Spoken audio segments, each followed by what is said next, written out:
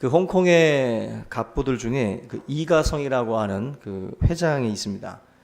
이가성이라는 회장의 그 운전기사가 있는데 이분이 30년 동안 이가성 회장의 차를 이제 운전을 하다가 그만두게 됐고 그의 그 수고에 대해서 한마디로 위로하기 위해서 노년을 좀 편안하게 보내라고 그 회장이 그 기사에게 위로금으로 200만 위엔을 수표를 줬다고 그래요.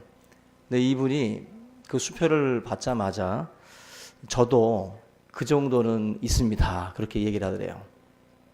당신의 월급이 기껏해야 뭐 5천, 6천 위엔밖에 안 되는데 어디서 그렇게 큰 돈을 지금까지 모았냐 물어보니까 그 운전기사가 하는 말이 회장님 차를 운전을 하면서 회장님이 그 누군가와 통화를 할 때 만약에 땅 이야기를 한다든지 뭐 투자 이야기를 할 때 가만히 귀담아 들었다는 거예요. 귀담아 듣다가 사장님이 투자하는 곳에 자기도 조금씩 투자했다는 겁니다. 결국 그렇게 투자를 해서 모아진 돈이 지금 꽤 된다는 거죠. 그래서 자기가 지금 200만 위엔을 받지 않아도 먹고 살 수 있으니까 넣어두라고 그렇게 말을 했다는 것입니다. 여러분들 물은 이제 어떤 그릇에 담느냐에 따라서 그 모양이 달라집니다. 근데 사람은 누구를 만나느냐에 따라서 달라진다라는 거예요. 결국 친구 잘사귀라는 말이 있는 것처럼 어떤 사람과 사귀느냐에 따라서 여러분들의 운명이 결정이 될 정도로 그만큼 우리 곁에 두는 사람들이 굉장히 중요하다는 것입니다. 그 사람은 결국 누구를 만나고 또 어떤 관계를 맺고 또 살아가느냐 그것이 결정적이라는 것인데 우리나라 속담에 이런 말씀이 있더라고요. 뺨을 맞아도 금가락지 낀 손에 맞아라. 따라서 할까요? 뺨을 맞아도 금가락지 낀 손에 맞아라. 이 말은 결국 우리 주위에 금가락지 낀 사람들을 곁에 둬야 된다라는 어떤 그런 그 뭐 말이기도 하지만 그만큼 우리 주변에 누구와 함께 있느냐, 누구와 함께 지내느냐가 굉장히 중요하다라는 뜻인데 저와 여러분들의 삶에 그 곁에 두고 있는 사람들을 한번 가만히 살펴봐야 됩니다. 누구와 만나고 누구와 관계를 맺느냐 굉장히 중요해요. 그 카네기 공대에서 졸업한 그 졸업생들을 추적 조사해서 발표가 있었는데 그 성공한 그 사람들을 가만히 보면은 대부분이 전문적인 지식이나 기술은 그 영향력이 한 15%밖에 안 되고 그 외에 그 85% 이상은 인간관계라는 거예요. 관계를 맺는 기술이라는 것입니다. 대학을 나오고 어느 정도 같이 공부를 한 사람들이라면 비슷비슷할 겁니다. 실력들이. 그죠? 자기가 알고 있는 지식 다른 사람들도 갖고 있고 여러 가지 비슷비슷한 환경 속에서 어떤 사람을 과연 쓰고 어떤 사람들을 등용하느냐 결국 인간관계예요. 관계를 맺는 그 기술들이 결국 저와 여러분들의 삶에 굉장히 중요하다는 것입니다. 그래서 이 성공한 사람들을 보면은 인맥 관리들을 잘한다고들 말을 하죠. 근데 특별히 구체적으로 말씀을 드리면 세 가지 방문을 잘한대요. 입의 방문, 또 손의 방문, 그리고 발의 방문을 잘한답니다. 첫 번째로 이 방문이라는 것은 전화, 그리고 말 이런 것으로 상대방을 칭찬하고 격려하는 것을 굉장히 잘한다는 것입니다. 그래서 우리가 지금 스마트폰을 쥐고 살잖아요. 근데 이걸 가지고도 우리가 입의 방문, 힘들어하는 친구에게 전화 한 통 하는 것보다는 그냥 게임하기 바쁘고 그런 사람들은 결국 자기의 인생의 관리들을 잘 하지 못하고 있다는 거거든요. 결국 저와 여러분들이 가지고 있는 스마트폰이나 이런 거 가지고 입의 방문만 잘해도 세상적으로 보면 성공할 수 있다. 그리고 또 손의 방문도 있죠. 뭐 문자라든지 그리고 위로의 손길로 친구의 어깨를 두들겨 준다든지 그런 손의 방문도 성공하는 사람들의 특징 중에 하나라는 것입니다. 또 하나가 이제 발의 방문인데 이것도 마찬가지로 힘들어하는 사람들에게 찾아가는 거죠. 부지런히 찾아가고 부지런히 어려움 속에 있는 사람들에게 가서 결국 우리가 보면은 뭐 장례식장이나 여러 가지 뭐 병으로 누워 있을 때 찾아오는 사람들이 고마운 거거든요. 잘 될 때 찾아오는 것은 저게 무슨 떡고물 떨어지는 것 먹으러 오나 이런 생각들도 혹시 할지 모르겠지만, 힘들어할 때 찾아오는 사람들은 어떻게 보면 참 소중한 거거든요. 그래서 늘 손, 입, 발 이 세 가지 방문을 잘하는 사람들이 결과적으로는 세상적으로도 성공할 수 있다라는 거죠. 근데 이 세 가지의 특징이 뭐냐면은 다 상대방에게 뭘 주는 거냐면은 감동을 주는 거예요. 그리고 오늘 뭐 제목처럼 가슴을 울리는 거죠. 단순히 그것으로 끝나는 게 아니라 상대방에게 감동을 주는 일을 한다든지 감동을 주는 사건이 있으면 우리가 기억을 합니다. 기억이 돼요. 그래서 정말 힘들어 했을 때는 기억에 남아요. 기억에 남습니다. 욥이 힘들어 할 때 세 명의 친구들이 찾아왔죠. 참 잘했죠. 근데 입이 방정이라 와가지고 아무 말 하지 않고 그냥 앉아만 있었어도 욥이 더 위로가 됐을 텐데, 거기다 이제 훈수 두기 시작을 합니다. 나름대로 가슴 속에 자기를 성찰하고 자기에 대해서 반성할 수도 있는데, 그걸 굳이 우리가 끄집어내서 우리가 그걸 다 조목조목 지목해 가면서 넌 이게 잘못돼서 그러고 넌 이게 문제가 있어서 이렇게 된 것이다라는 식으로 자꾸 그렇게 하면 찾아온 건 고맙지만 감동이 안 되죠. 우리의 삶에 상대방에게 감동을 준다라는 것이 욥기 강의할 때 말씀드렸지만, 찾아와서 아무 말 없이 만약에 하루 동안 가만히 있어준다든지 아니면 2박 3일 장례식장에서 계속 같이 있어주면 그게 정말 친구거든요. 그게. 근데 우리는 자꾸 뭘 훈수를 두고 자꾸 뭘 하려고 하는 어떤 그런 생각들을 많이 하는데, 하나님께서 우리에게 이 교훈하시는 것은 정말 어떻게 보면은 말이 아니라 상대방에게 감동을 줄 수 있는 그런 부분들이거든요. 오늘 저와 여러분들이 이 말씀을 통해서 배워야 할 부분이 바로 그런 부분입니다. 요즘에 우리 세상에서도 고객들을 관리할 때 고객 감동, 심지어는 고객 절도 뭐 이런 정도로 고객들을 감동시키고 고객들을 아주 절도시킬 정도로 감동을 전달해야 한마디로 이 고객들이 기억을 하고 다시 찾아온다라는 거거든요. 그래서 뭐 장사하는 분들은 뭐 이렇게 막 하면 안 됩니다. 뭐 너무 막 아낀다든지, 그죠? 너무 계산에 밝은 사람들은 장사하지 말라 그러잖아요. 특별히 외식업 같은 거는 어느 외식업 경영자가 나와서 그런 말 하더라고요. 정말 성공하려면 계산 밝은 사람들은 그거 하지 말랍니다. 그 계산 밝은 사람들은 결국 망하게 돼 있대요. 저와 여러분들의 삶에 고객을 감동케 하고 고객을 정말 졸도시키려면 감동 경영이라고 하는 것들을 세상에서 하는 것처럼 우리의 삶에도 사실 내 곁에 있는 사람들 하나하나에 대해서 우리가 소중하게 여기고 감동을 줄 수 있다면 그 관계는 아마 굉장히 오랫동안 이어지고 서로에게 커다란 그런 그 힘이 되리라 생각이 됩니다. 오늘 이 본문에 나와 있는 이 백부장 이야기는 뭐 우리가 많이들 들었던 이야기이기도 하지만, 지금 이 이야기를 보면은 사회적인 통념이랑 다른 행동을 하고 있어요. 그러니까 백부장이 왜 이렇게 대단한 사람이라고 하냐면, 뭐 지금처럼 뭐 민주사회라든지 뭐 이런 사회가 아니라 정말 로마의 지배 아래에 있는 식민지 백성이거든요. 근데 그런 식민지 백성들에 대해서 어떻게 보면은 대하는 이 태도가 일반적인 사회적 통념하고는 너무 다른 거예요. 너무 다른 거예요. 백부장이 보여주고 있는 걸 보게 되면 그 당시에 노예는 사람이 아니라 말하는 도구라고 그랬어요. 움직이는 도구예요.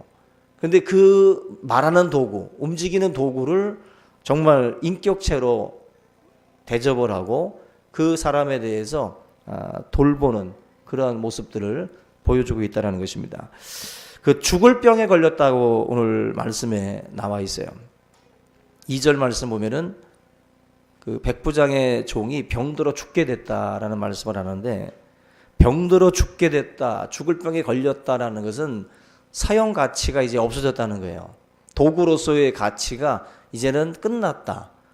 우리가 집에서 쓰던 도구가 망가지면 버리잖아요. 버리죠. 바로 이 백부장이 볼 때 종은 도구입니다. 그 당시에. 인격체가 아니에요. 심지어 뭐 여자도 숫자에 들어가지 않는 사회였는데 종이라고 한다면 수에 칠 가치가 없는 하나의 도구에 불과합니다. 그래서 법정에서 여자들의 말은 효력이 없었어요. 그렇다면 종은 두말할 것 없는 거예요. 그 당시에.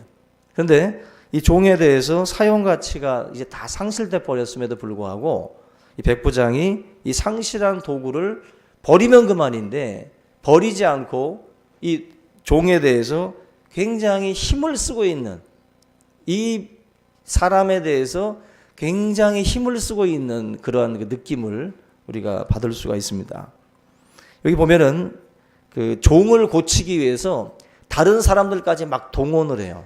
특별히 유대 장로들, 백부장하고는 좀 거리가 멀 수도 있는 관계인데 유대 장로들을 시켜가지고 주님께 보내서 내 종을 좀 고쳐달라고 부탁을 하고 있습니다.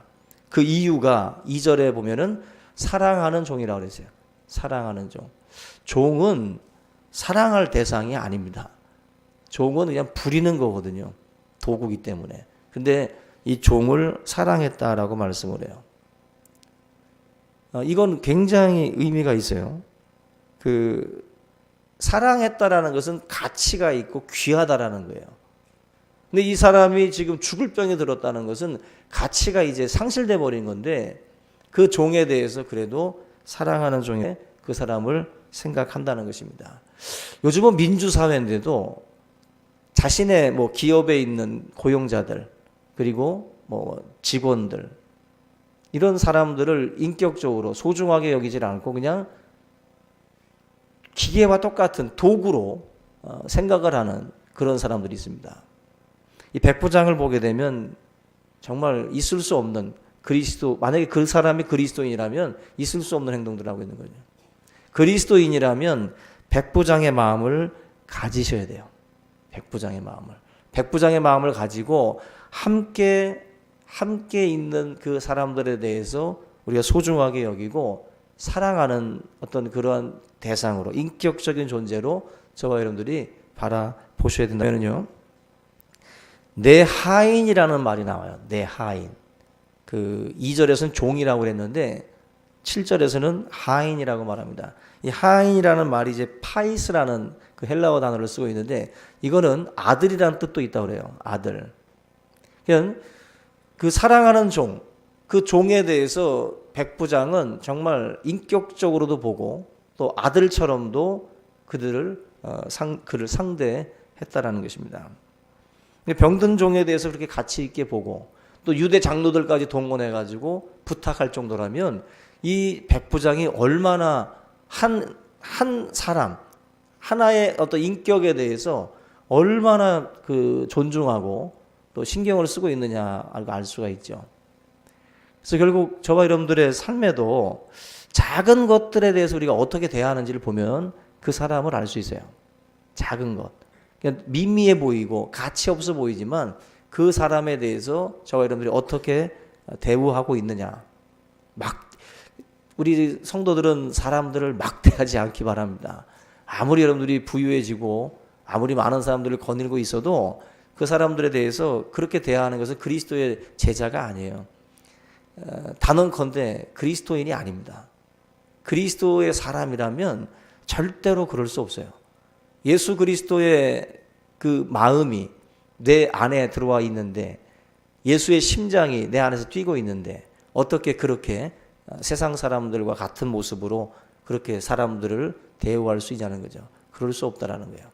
저와 여러분들이 오늘 이 본문에 나와 있는 이 백부장처럼 그런 마음으로 한 사람 한 사람을 대한다면 정말 감동이 있는 그러한 그 삶의 연속이 여러분들에게 일어날 수 있다고 저는 확신을 합니다. 이 백부장처럼 저와 여러분들이 작은 것에 대해서 관심을 갖고 신경을 쓰고 자기가 동원할 수 있는 것들을 다 동원해서 그 문제를 해결해 준다면 그 문제를 해결받은 그 사람은 감동을 받을 수밖에 없어요. 내가 뭔데 그 많은 것들을 당신이 수고해서 이 문제를 해결해 주냐? 생각할수록 이해가 안 되는 거예요. 이해되는 행동이 아니라 오리를 가자고 하는데 심리 가지고 그런 행동을 하게 되면 거기에 감동이 따르는 거죠. 그러니까 여러분들이 항상 하나님의 말씀에 입각해서 우리가 행동하셔야 돼요. 하나님의 말씀에서 지금 저 사람이 무언가를 요구할 때 하나님은 나에게 뭐라고 말씀할까? 가라고 말씀하는가? 그 말씀에 순종하고 따라가면 복이 있는 거예요. 복이 있는 사람은 악인의 꾀를 쫓지 않는다 그랬어요. 죄인의 꾀를 서지도 않고 오만한 자의 자리에도 앉지 않고 오직 하나님의 말씀을 주여로 묵상한다. 말씀 안에서 자꾸 생각하고 그 속에서 자꾸 행동하려고 하셔야 돼요. 오늘 이 말씀에서 4절과 5절에 보면요, 그 부탁받은 장로들 행동을 한번 보세요. 4절 보니까 이에 그들이 예수께 나와 간절히 구하이르되, 백부장이 부탁을 했는데 부탁받은 장로들이 예수님 앞에 가가지고 저기 제가 알고 있는 백부장이 있는데 그 종이 하나 있는데 좀 고쳐줄 생각 없습니까? 대충 말하고 바쁘다 그러면 어쩔 수 없네요 하고서 가면 되는데 그렇게 하지 않는다는 거예요. 누군가에게 부탁을 받았는데 부탁받은 그 사람도 가가지고 간절히 구했다 그랬잖아요. 지금 본문에 보면은 4절에. 이게 가능한 일입니까? 이게 간절히 구할 수 있는 이유가 뭘까 생각해 보면 백부장에게 있어요. 백부장이 워낙 진실하고 또 사랑이 많고 그분이 워낙 좋은 일들을 많이 해왔기 때문에 그분의 부탁을 받은 입장에서 간절히 안 할 수가 없는 거예요. 간절히. 만약에 나에게 부탁한 사람이 나와의 교감이 없는 사람이라면 내가 간절히 구할 이유가 없어요. 그냥 툭 던지고 말지. 그런데 백부장이 워낙 잘한 게 많아요. 오늘 본문 5절 보시면 그가 우리 민족을 사랑하고 또한 우리를 위하여 회당을 지었나이다. 유대인들에게 회당은 모일 수 있는 이 공간이기 때문에 굉장히 중요해요. 우리 민족을 사랑했다. 식민지 백성임에도 불구하고 우리 민족을 사랑했고, 그리고 이 회당을 지어서 다시 말하면 하나님을 예배할 수 있는 공간들을 우리에게 만들어줬다. 어찌 보면 정치인들이 쓰는 선심성 행동일 수도 있죠. 그런데 그 받는 사람들 입장에서 그게 선심적인 어떤 그런 정치적인 공세인지 알 수 있잖아요. 근데 이 백부장이 하는 행동을 보면은 작은 자에 대해서 하는 행동까지도 벌써 달라요. 어떤 큰 정치적인 그 부분에서만 그가 하고 있는 것이 아니라 자기 집에 있는 종이 무슨 가치가 있어요. 정치적으로. 가치가 없어요.